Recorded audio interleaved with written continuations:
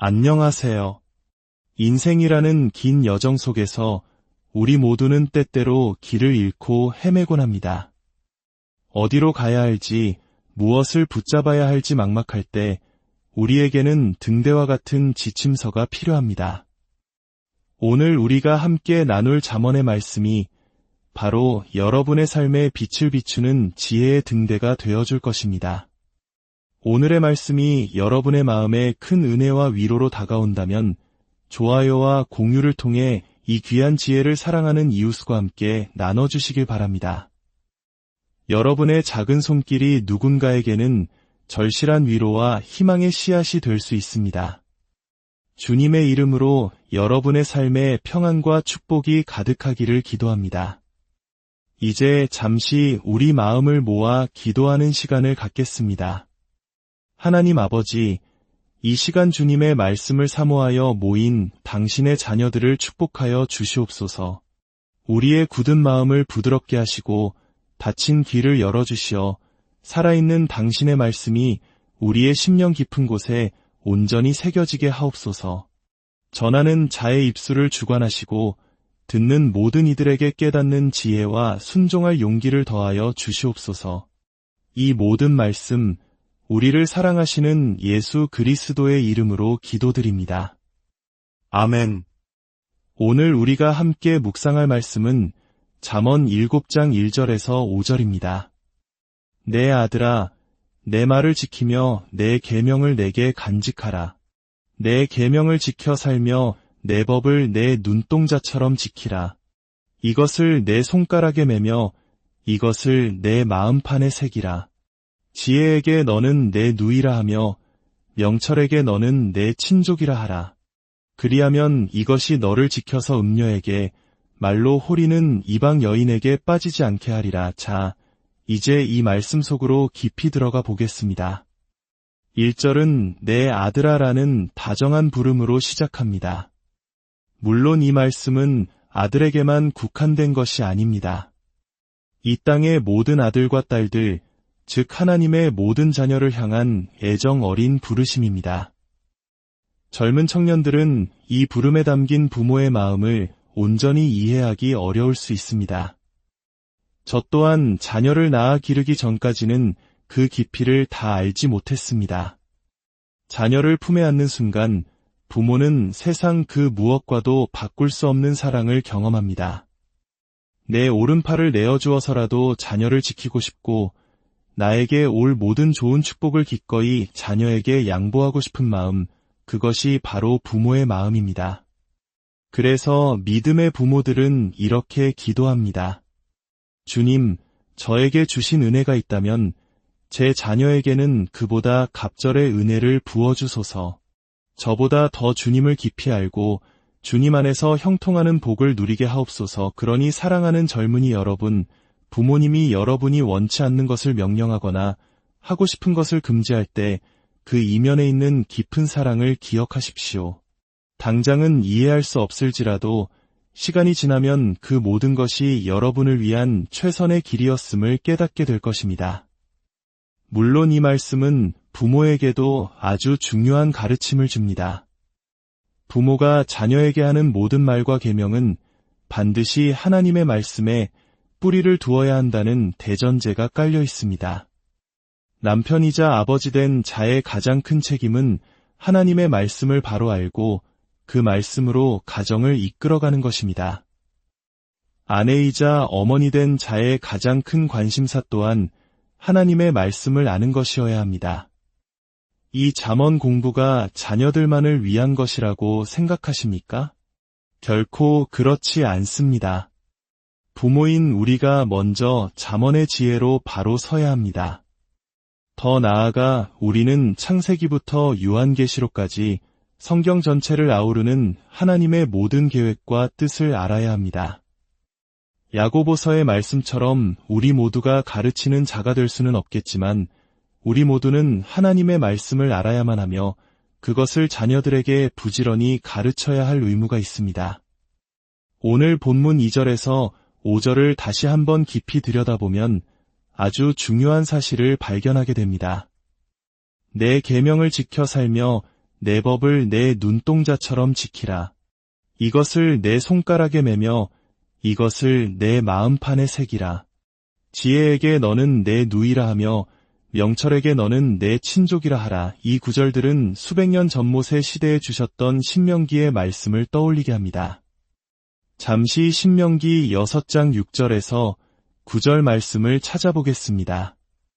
오늘 내가 내게 명하는 이 말씀을 너는 마음에 새기고 내 자녀에게 부지런히 가르치며 집에 앉았을 때에든지 길을 갈 때에든지 누워있을 때에든지 일어날 때에든지 이 말씀을 강론할 것이며 너는 또 그것을 내 손목에 매어 기호를 삼으며 내 미간에 붙여 표로 삼고 또 내 집 문설주와 바깥문에 기록할지니라. 놀랍지 않습니까?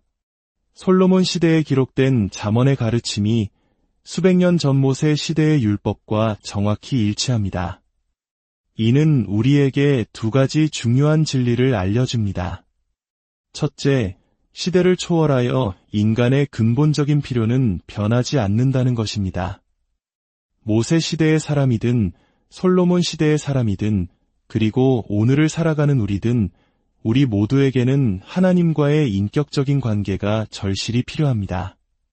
그리고 그 관계는 오직 하나님의 말씀을 통해서만 가능합니다. 둘째, 하나님의 말씀은 영원히 변하지 않는다는 것입니다. 불변성이라는 말이 있습니다. 변하지 않는 속성을 의미하죠. 세상의 지식과 이론은 어떻습니까? 심리학, 사회학, 과학의 이론들은 끊임없이 변합니다. 어제는 진리였던 것이 오늘은 낡은 이론이 되고 새로운 유행이 나타나면 사람들은 우르르 그곳으로 몰려갑니다.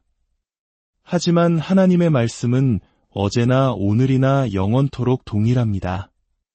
이렇게 끊임없이 변하는 세상의 모래 위에 여러분의 인생을 지으시겠습니까? 아니면 영원히 변치 않는 하나님의 말씀이라는 반석 위에 굳건히 세우시겠습니까? 선택은 명확합니다. 이제 오늘 본문이 말하는 하나님의 말씀의 세 가지 표현 방식에 대해 더 깊이 알아보겠습니다. 첫째는 명령입니다. 1절과 2절은 내 계명을 간직하라, 내 계명을 지켜 살라고 반복해서 강조합니다. 이것은 우리가 생각해보고 따를지 말지 결정할 수 있는 제안이나 권고사항이 아닙니다. 이것은 반드시 순종해야 할 하나님의 신적인 명령입니다. 그 명령에 순종하는 것이 곧 사는 길이요, 생명입니다. 반대로 불순종하는 것은 죽음의 길입니다. 예수님께서 말씀하신 비유처럼 말씀에 순종하는 삶은 반석 위에 집을 짓는 것과 같습니다. 인생의 어떤 비바람과 홍수가 몰아쳐도 결코 무너지지 않습니다.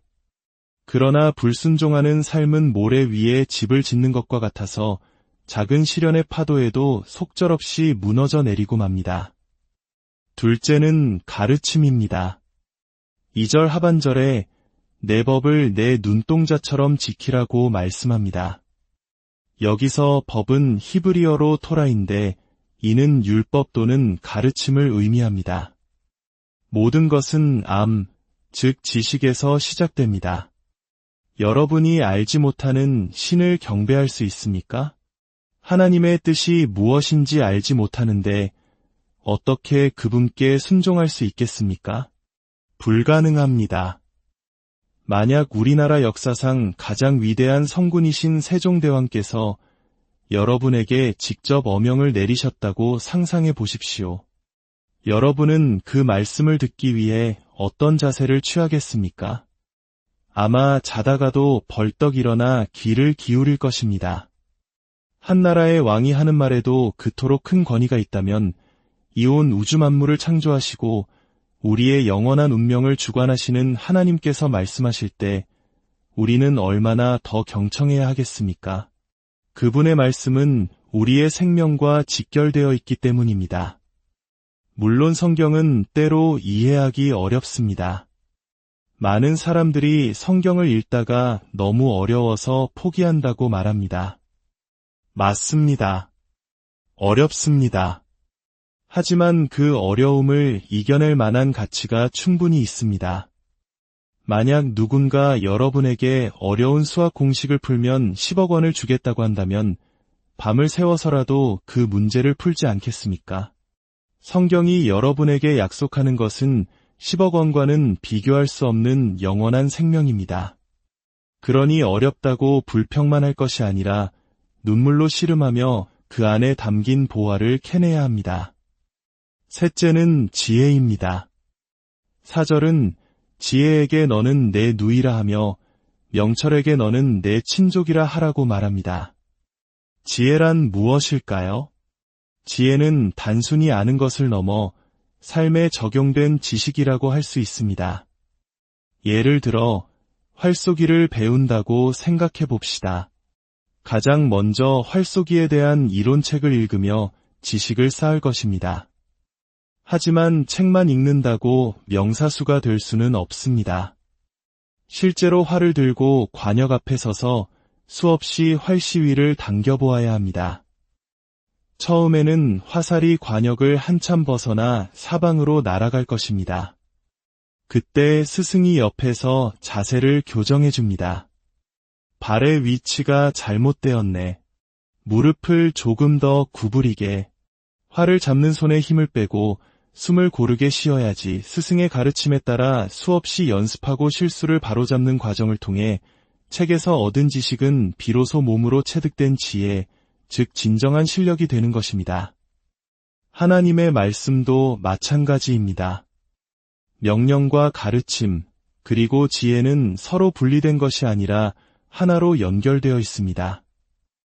우리가 말씀을 통해 얻은 지식은 머리에만 머물러서는 안 됩니다. 그것은 우리의 삶을 변화시키는 실제적인 능력이 되어야 합니다. 만약 어떤 사람이 늘 불안과 염려에 시달린다면 저는 그 사람의 마음속 하나님이 너무나 작기 때문이라고 생각합니다. 성경이 말씀하는 전능하시고 신실하신 하나님에 대한 지식이 없거나 그 지식을 믿지 않기 때문에 세상의 문제 앞에서 염려하는 것입니다. 이처럼 우리의 일상적인 삶의 문제는 대부분 잘못된 지식 혹은 믿음 없는 지식에서 비롯됩니다. 제게 큰 영향을 주셨던 한월로 목사님이 계셨습니다.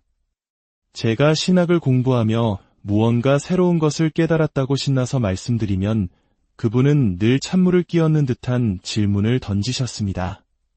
그래, 참으로 귀한 깨달음이구나.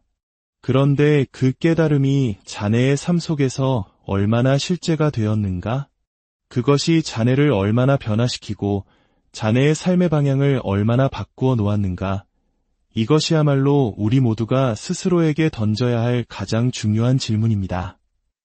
여러분이 성경의 모든 구절을 암기하는 뛰어난 두뇌를 가졌을지라도 그 말씀대로 살아내지 않는다면 그 지식은 교만으로 이어질 뿐입니다. 사랑하는 여러분, 우리가 배우고 깨닫는 모든 말씀에는 권위가 있습니다. 우리는 반드시 그 말씀대로 행해야 합니다. 하나님의 말씀은 단순히 알아야 할 지식이 아니라 우리의 온 삶으로 살아내야 할 생명 그 자체입니다. 오늘 말씀을 통해 변치 않는 하나님의 말씀을 여러분의 눈동자처럼 아끼고 손가락에 메고 마음판에 깊이 새기며 그 지혜와 동행하는 복된 삶을 살아가시기를 주님의 이름으로 간절히 축원합니다. 함께 기도하시겠습니다. 은혜로우신 하나님 아버지, 오늘도 귀한 생명의 말씀으로 저희를 가르쳐 주시니 감사드립니다. 세상의 헛된 소리에 귀 기울이지 않고 오직 영원히 변치 않는 주님의 말씀 위에 저희 인생의 집을 짓게 하옵소서.